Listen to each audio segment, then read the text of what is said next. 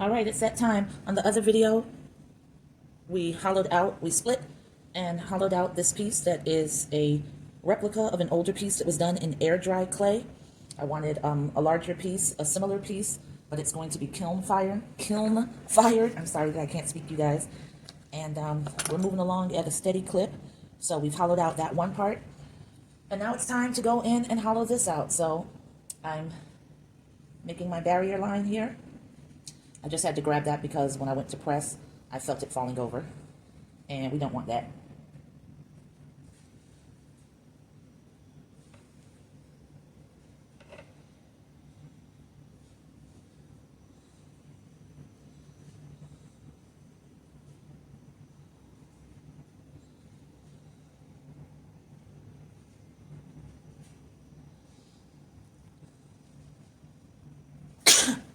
Whew, sorry guys, this AC is on blast.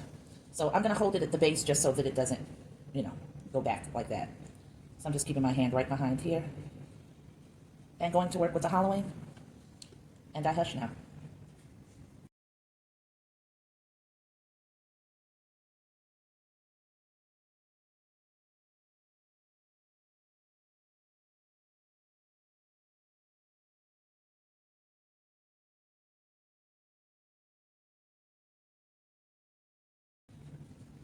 And as I mentioned to you earlier, make sure that you're following along with the lines and curvatures in your sculpture so that you don't go into areas that are too thin. This really wants to fall over, so I think I need to prop it up on my towel. Whoop, see? Yeah, if I had not been holding that, it would have fallen completely over. Now it's probably going to mess up the lock in the back, but I'm going to do the best I can to place it and hope that won't happen.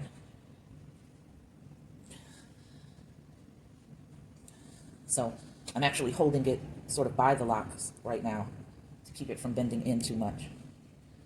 And you just go along the best way that you can.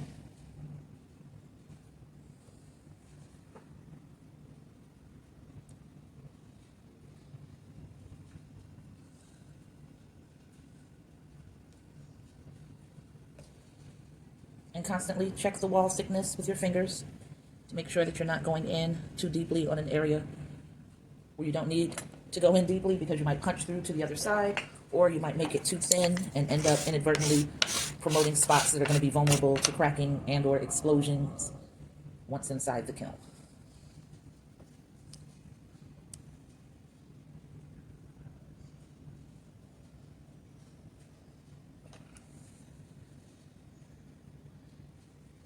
There's a lot of clay in this area, so I'm digging in pretty deep here because I've got a lot of leeway to do so.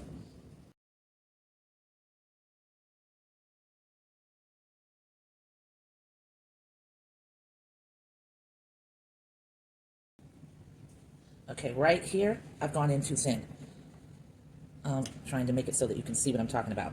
See that pulsing right there? So I've got to go in and replace that clay right back into the area that I just took it out of. I'm going to use the spoon tool to press it in as gently as possible on the outer edges before I start pressing the inside, because I need to make sure enough clay is built up so that when I start compressing, it won't collapse all over again.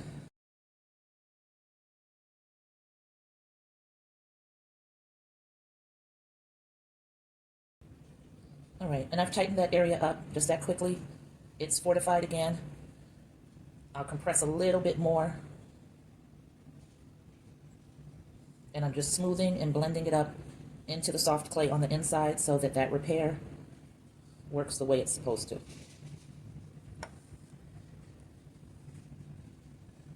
And I'll have to tighten that up from the back as well. I can feel, again, it's a little too soft for me to have been doing all of this hollowing, but I'm ready to move. I'm ready to get this piece a lot closer to completion than it is. So it's just going to require me being very careful.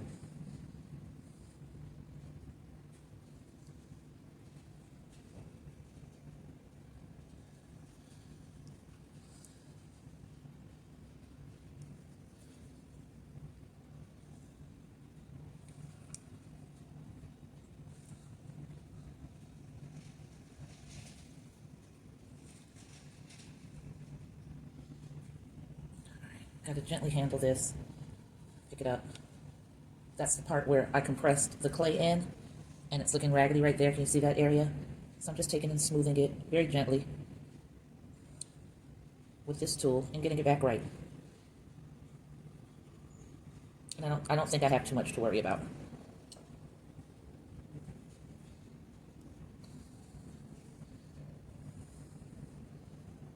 I'm still going to build it up more from the outside. So I'm just taking another sizable piece, pressing the edges in first to make sure it's blended, and I'm closing up the seal that I'm creating with the new clay on top of the existing. So I need that to be sturdier than it is.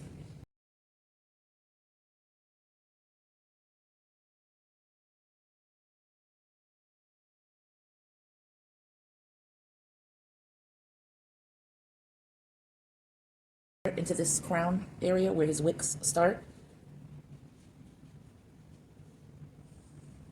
while leaving enough clay to not compromise the integrity of the sturdiness that it has.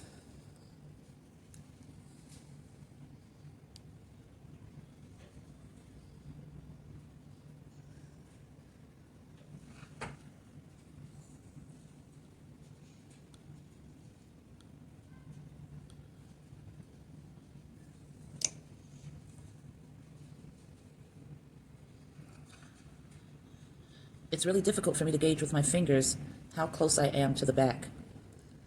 So I'm just sort of holding my breath and crossing my fingers at this stage, at this point. See where I bent that? No, just put it back. That's all you can do. Yeah, I can't tell. I can't gauge it. So better safe than sorry. I'd rather have it a little thicker and have to deal with longer drying time than to make too many areas that I have to patch up and rebuild. So I'm going to stop there. This part that I'm scraping right now, I don't know if you saw earlier, I had created 2 slices accidentally when I did this split, and the wire made 2 slashes there. And I threw some slip into the slashes with the plan to add more clay to it, but I don't think I'm even going to need to. So now I'm going to sit this on the part that's going to be serrated. I think I've gone in far enough, and I've done all that I should with this area. So I'm trying to settle it on the towel right now in a way that doesn't compromise the wick locks and allows it to rest easily. Because after this, once it gets a little drier, I'm going to go in and really start, finessing and smoothing everything out. I honestly don't know if that can happen tonight because it is still so soft, but we'll see. So I'm moving these pieces of clay that I hollowed out over into the pile. That's all going to end up back in the bag. I've got an existing bag of clay pieces in here, but I can add those two, you know what, right now, just to get them out of the way. And I pull from these as I need them. I don't really necessarily need to compact them. I just got my new shipment of 50 pounds of clay in, and all of these pieces will serve their purpose as needed, depending on the condition I've left them in. If I've compacted them and made them solid, or if they're just strips, they can just, be used to fix up areas that I notice. So I'm just going to take and move the towel far over by the original so that I can pull him forward and start serrating the edge.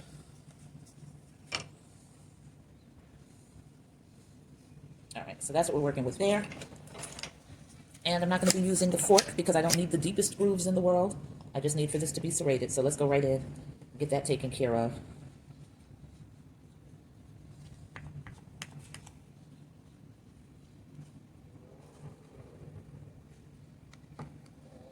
And as you know, you crosshatch, meaning you start in one direction with the serrated edge, and then you go into another direction to create a good amount of texture and grooves for the slip to go into, so that when you join the pieces, there's a nice tight seal. And that's going to be just as much due to this texture and these grooves that you create as it's going to be measured by how much slip you apply and the pressure that you use to join those pieces. So let's go ahead now. We're ready for slip. I'm such a messy worker, y'all. I keep having to rearrange tools and everything because I keep moving stuff over until I run out of space. And then I'm forced to clean up and do something about it, which is what's happened right now. I've got all this crumbled clay So I'm just taking that same serrated edge tool and I'm scraping off my table so that when I put fresh pieces of clay here, they don't get polluted by all these granules of clay and what's now becoming little pebbles all over the table. I want that to be as clean a surface as possible. And I'm just brushing that right off into my hand and dropping it on the bowl that tops off, on the plate that tops off the slip bowl, which is right there, right there.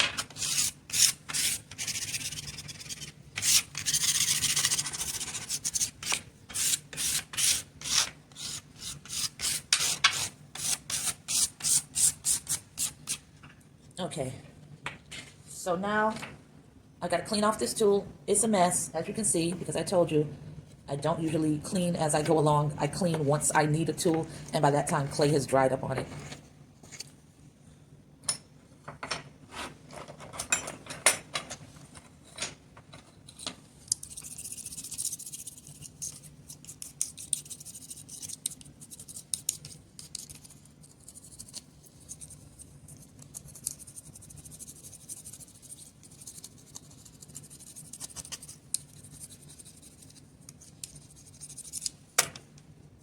All right, so I've cleaned that off pretty good.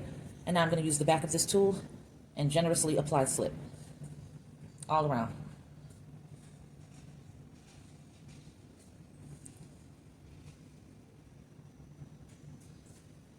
I'm not pressing, I'm pretty much patting it on because the pressure is going to happen once I apply the other piece.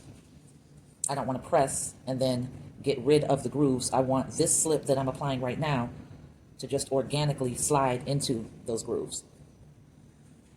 So again, just patting and adding it all the way around.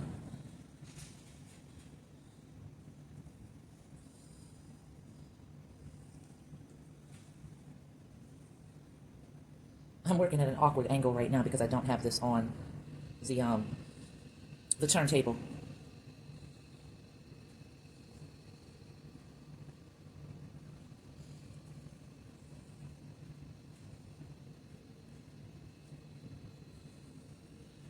And that's that. It's been very generously applied. I'm going to move it over a bit, sort of close to the camera in that instance. Pull this back so that I can serrate with the flip side of this and get to work.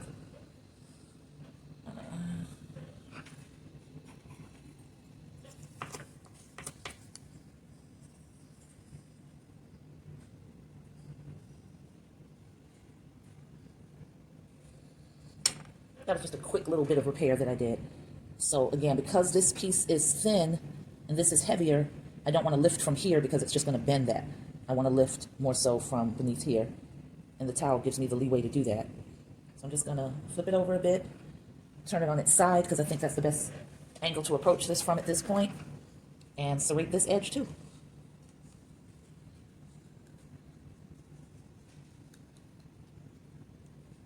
Don't have to start in any particular direction because you're just going to go against the grain anyway to create that texture, like I said. So just go crazy.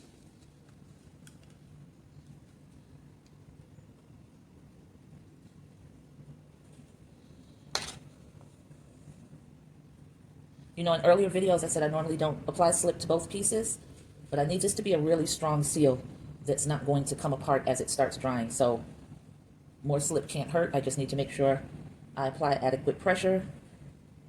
I'm going to try something new with this one that I see a lot of sculptors do, and that's once they've applied the pressure, joined the two pieces back together, removed all of the excess slip, they take and tunnel out the seam, and then they add more clay inside of the part that they've tunneled out to reinforce it. I've never tried that because I never had to, but something is telling me to do it with this one. So I'm going to listen to that because I don't think that that little voice came into play for no reason.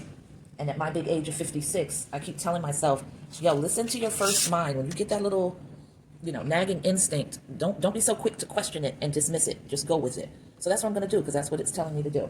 All right, so we are now ready to join these two pieces together. I'm just going to hit that with the spray bottle, mist it really quickly, just because I'm taking a little bit longer than I planned. I want this on the turntable, so I'm going to lift him up by the sturdiest part, put him on the turntable, and now I'll rejoin the back part because I can turn it around, see what I'm doing, All right, so I keep trying to figure out how to lift this without doing too much manipulation to the locks, the wick locks, because I don't want them, I do not want them to crack. All right. So at this point, I'm lining it up. This cut was a little bit crazy, so I'm just sort of making sure it can go back into place the way I need it to. That area right there, I'm gonna have to do something with.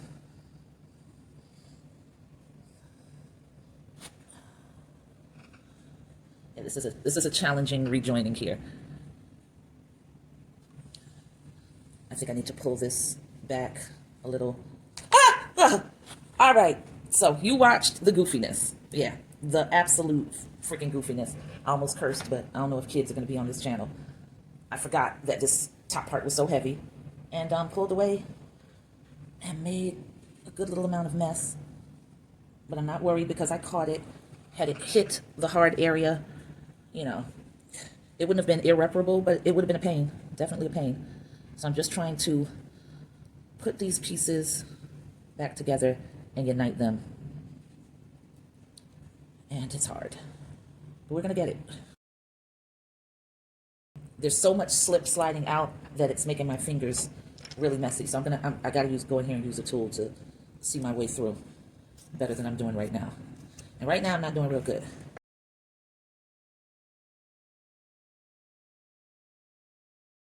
And I'm holding this back part as solidly as I can so that I can use this tool to push these seams together. Scraping off the excess onto the table as I go along. Now I've got to hold closer to the top to push the seam together. And I'm losing my seam line. Now, I'm a little concerned about that, about how this piece is going to survive in the kiln, because what I was just talking about, which was going along the seam and doing the tunneling, and then adding more clay to reinforce, I'm now losing the seam so that I can't see it.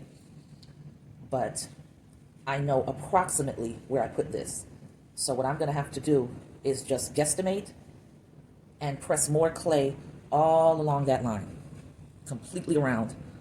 And hopefully that will do the trick of what I wanted to do with the tunneling before I lost my mind and got real sloppy.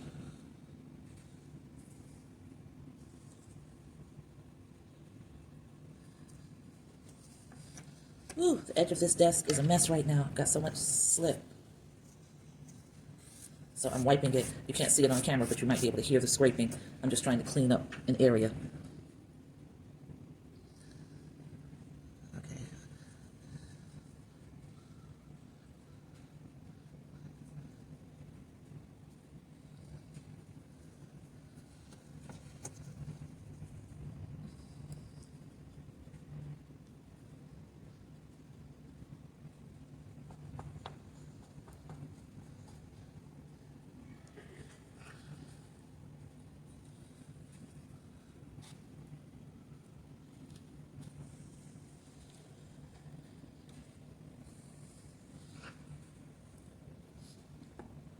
All right, so remember those clay slices that I put away when I was hollowing?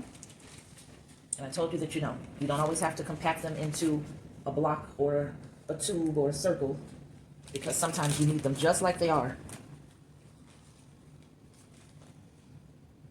Little pieces like that to go in and fortify. And that's what I'm doing right now, because once again, I've gotten a little intimidated by the challenge of putting these two pieces together, and I'm sort of afraid to press like I need to. I'm doing it now, but I'm still frightened. That's the only word for it. So I'm going to fortify every place that I thought the seam was with some more clay.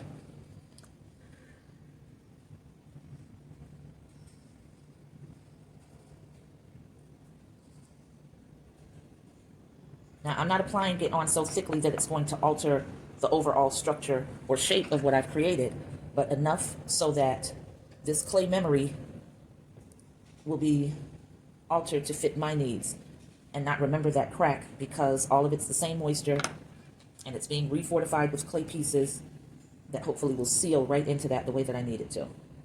That's the hope.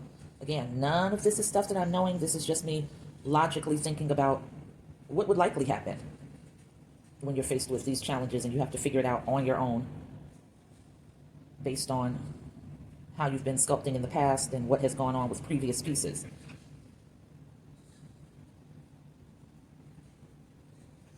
So I'm going to press a little more of these two joined pieces, come right around, and roll that out a little bit onto the table. So you see how I just cleaned off the table to get rid of those dust particles? I didn't know that I was going to have to roll that piece of clay on the actual table, but it happened. So now I'm not worried about dry, crumbly pieces being inside of this. And that's good. I don't want that.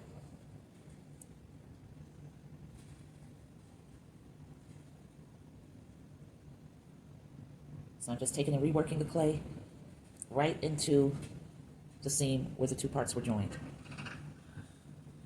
Okay. Same deal, taking a piece, rolling it on the table, and just going to sort of wrap it around.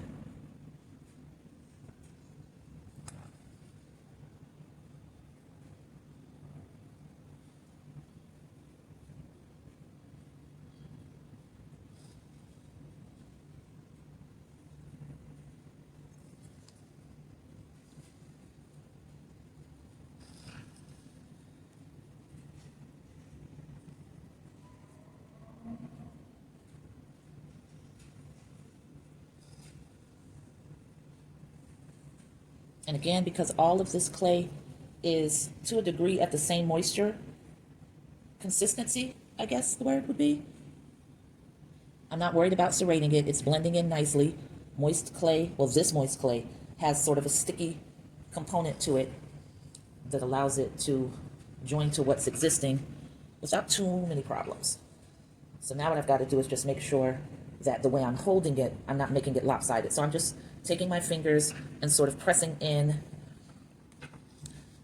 and seeing, does it feel steady on both sides? I feel like it's leaning to the right a little, so I just press to the left a little bit. This area I concaved in too much, so I'm going to fortify that with another chunk of clay right there.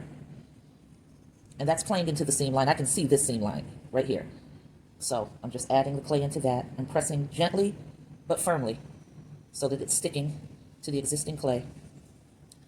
And I usually sort of go along the edges first before I start really compressing. And you do want to compress because you don't want to leave an air pocket in there. So even though I start with the edges first, I don't know why I start with the edges first. I don't know. That's just what I do. But then I do go in and start pressing in. And I just blend it, blend it, blend it in the direction of the sculpture, how it's working.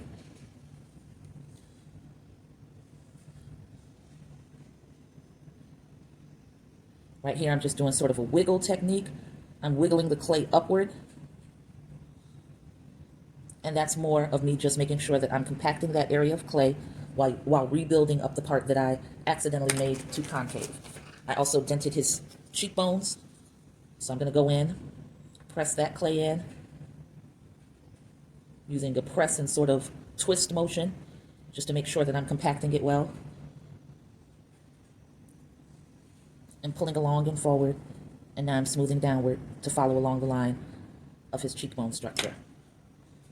I'm comfortable pressing this part in with my fingers, just smoothing and returning him to the glory of his former self. This is the part where the seam was. I don't know if you remember, the wire was right about here, so I'm going to take another piece of clay, a flat piece. I don't think I need to roll it, and I'm going to set it right there and begin pressing it in.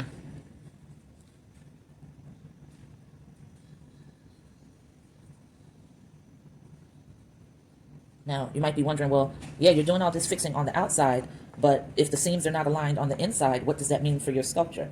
So far, for me, it's meant nothing. Yeah, it's meant absolutely nothing. But I will still go in when it's drier and compact it some more.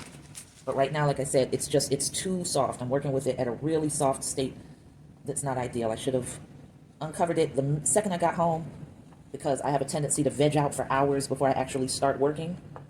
When I start to get nervous about the time and what time I got to take my bath and be ready for bed so that I'm not a zombie in the morning at my 9 to 5.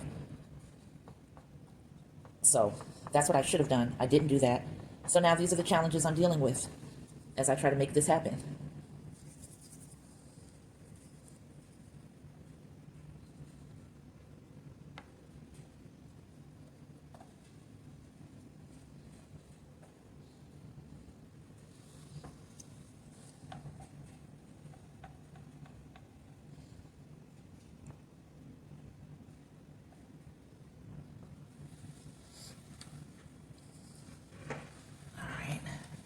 Now, this is that back part that earlier I had made it too thin on the inside, so I added more clay, compacted it, and then I ended up coming in and adding more clay to the outside as well.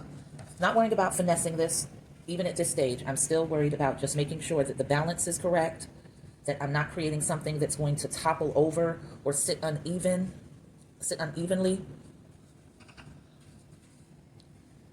And I think that we're just about squared away. Oh, piece dropped on the floor. Piece of clay. I'm going to add another tube of clay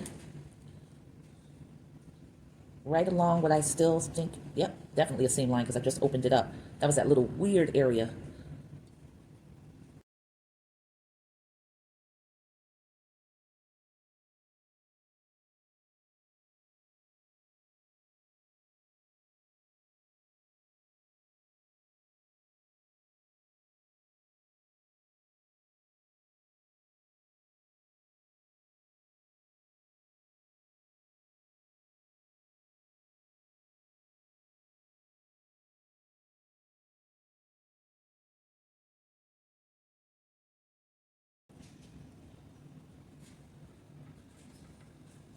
I'm seeing where there's enough of a difference in that eyelid that's bothering me. This side has more eyelid than this side does, and I'm trying to determine if that's because it's not pressed down to overhang in the same way, or because I need to add more clay. At this point, I think I just didn't have it pressed down enough to overhang in the same way. And also this area of the eye is down lower on the other side, so I'm working on that a little bit. And there's still time to fix, you know, such a large majority of this up, so I'm not stressing. Stressing was when that back part bent and almost fell over. That was crazy. That was crazy.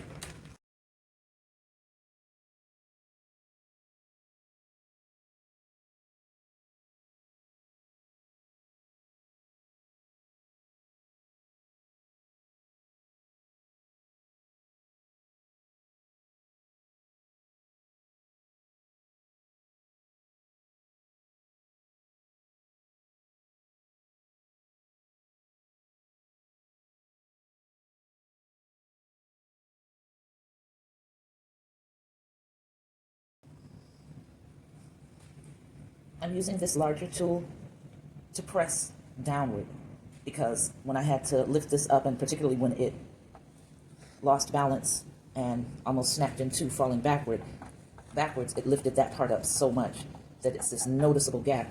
And of course, once it goes into the kiln and starts to shrink, that's just going to be more pronounced and make for, you know, most likely a wobbly, very wobbly sculpture. And I don't want that.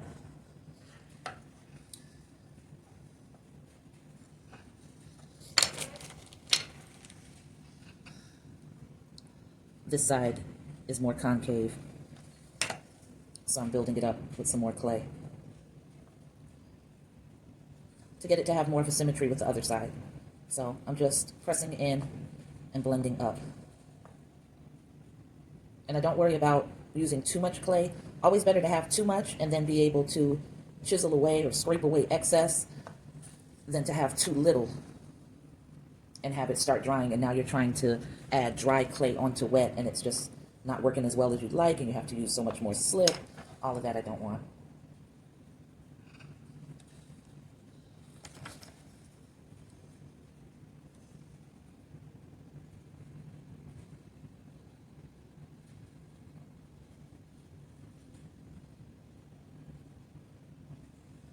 You might have noticed that I started blending and flattening the edges again without compacting the middle, and it's because I need to see that build up, that thickness that I'm looking for without pressing in, adding clay, but I'm pressing in so hard on this middle part that I'm just caving it in more and more. If I start at those edges, it gives me a better idea, and then I can gently sort of pat and press and not feel like I'm working against myself.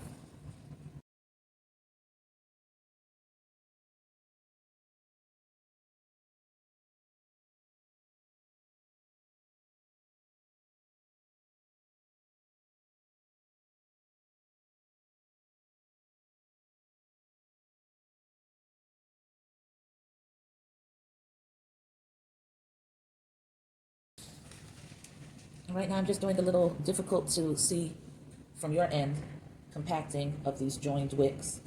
Because remember, most of these were put into place. I didn't sculpt them through omission, you know, taking negative space out. So for instance, if this had been a whole piece that I had let stay like that, I could have just dug out this area. But I'm not that well versed. It's easier for me to roll a tube and attach it with slip and then go back and make sure that these areas are solid and sturdy and well fortified. And again, at this stage, just keep adding clay. If there are any areas that you feel like this is not going to be able to withstand the heat and the manipulation, it's still soft, it's still very workable, and you can still make a lot of adjustments.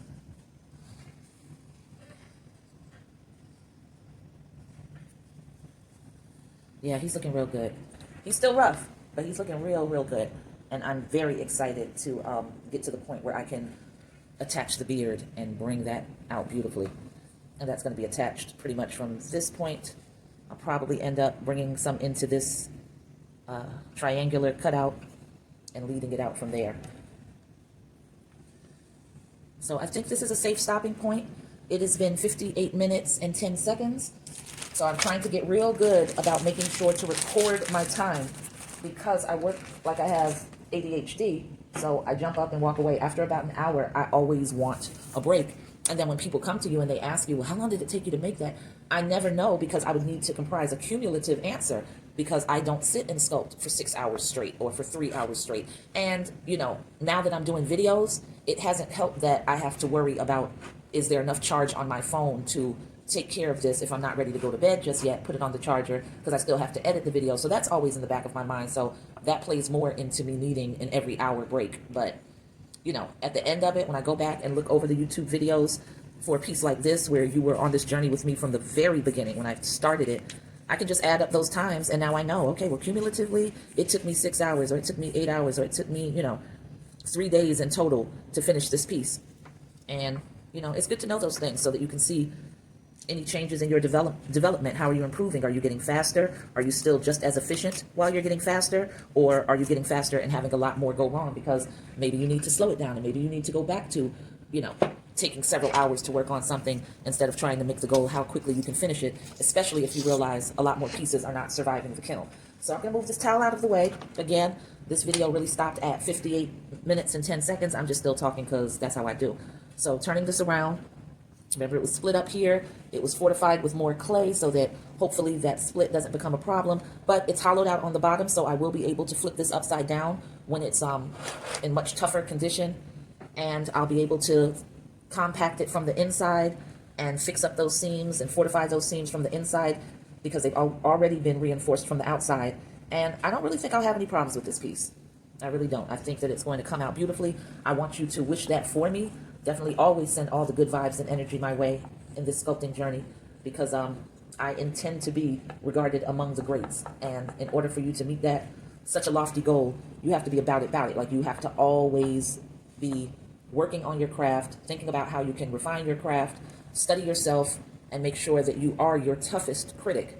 So that's the point that I'm at now in this year, as it has been for the last 2 years, is going to continue to be dedicated to how much I can grow, evolve, and really beast out as a sculptor. So I really appreciate you hanging with me. We've got a lot more to experience together, and I'm out. Peace.